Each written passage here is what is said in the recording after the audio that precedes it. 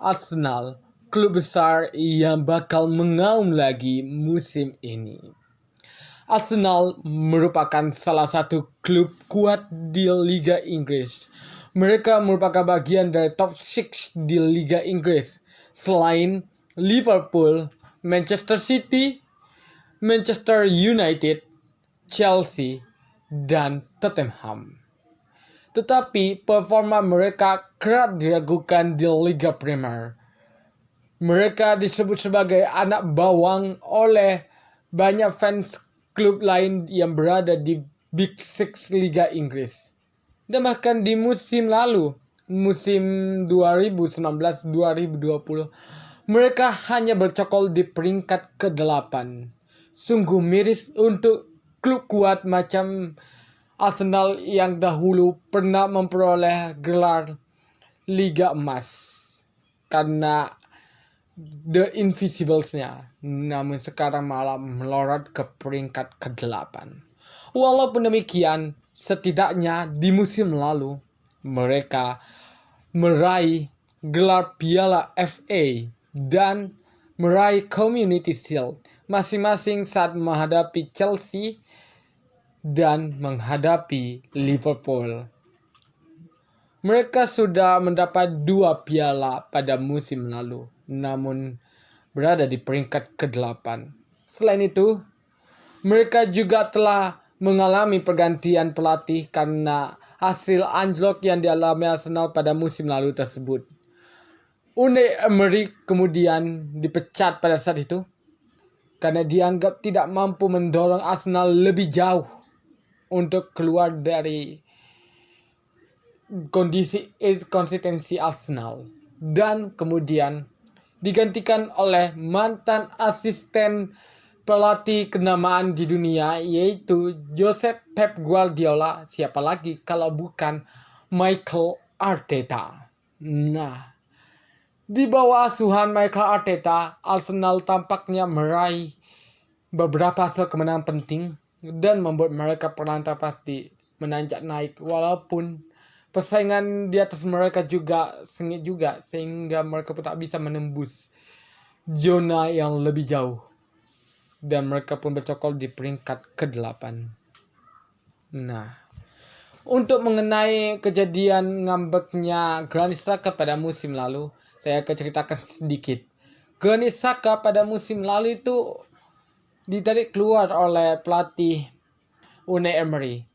Unai Emery berpikir bahwa Granit Xhaka tampaknya sudah mengalami kondisi kelelahan dan sudah tidak menampilkan performa yang menarik dan juga performa yang terbaik di dalam dirinya. Kemudian dia pun menarik Granit Xhaka untuk digantikan oleh pemain lainnya. Tepat setelah dia digantikan, dia kemudian berlari menuju ke bangku cadangan untuk duduk.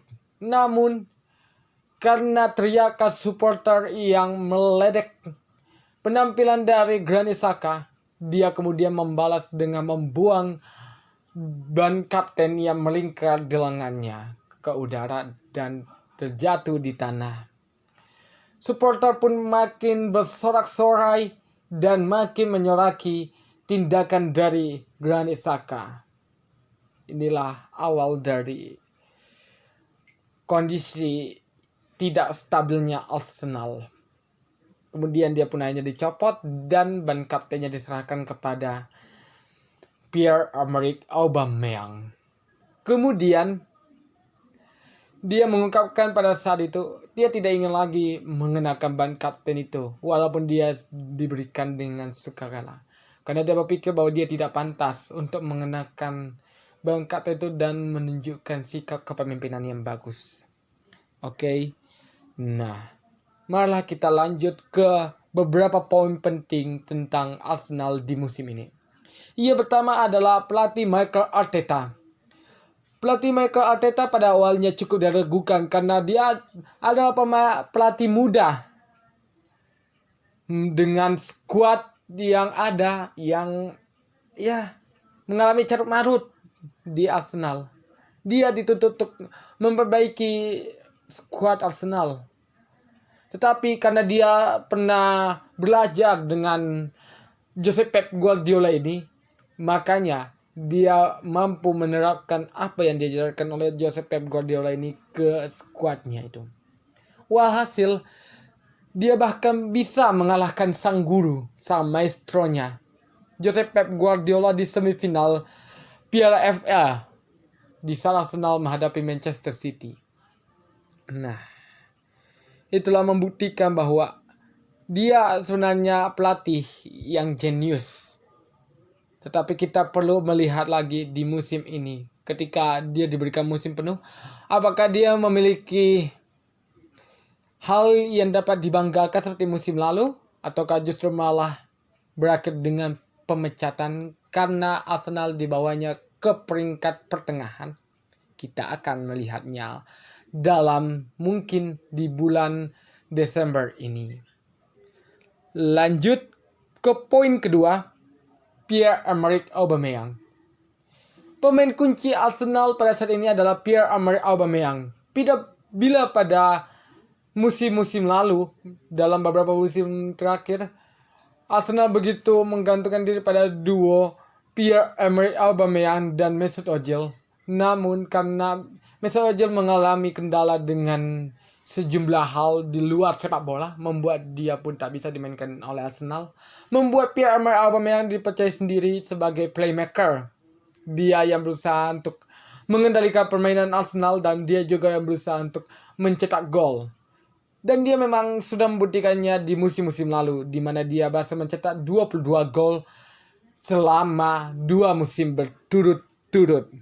Dan bahkan bukti kesetiaannya terhadap Arsenal adalah dia telah memperpanjang kontraknya pada bulan Oktober yang lalu.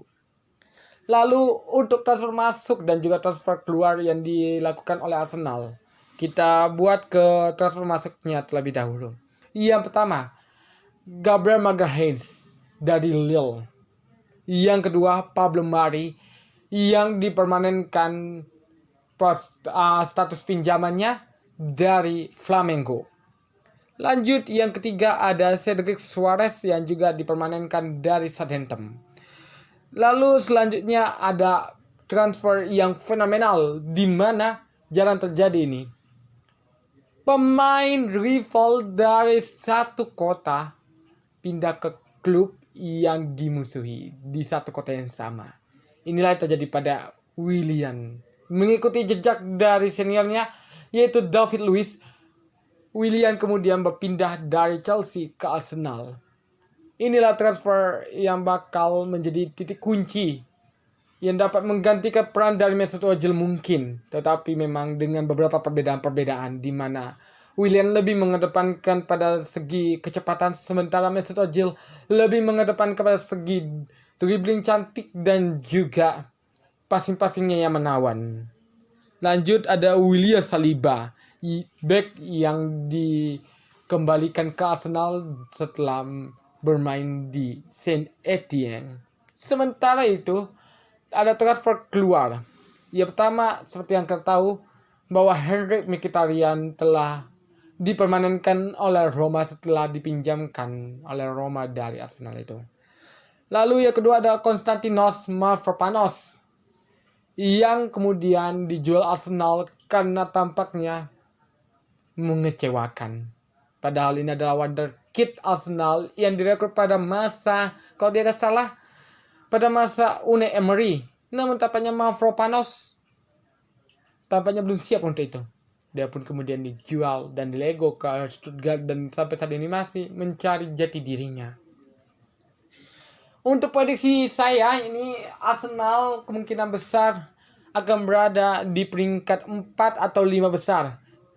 Dengan menggunakan skuad saat ini plus dengan beberapa transfer masuk dan transfer keluar tadi, tampaknya Arsenal tidak akan bisa menembus zona Liga Champions.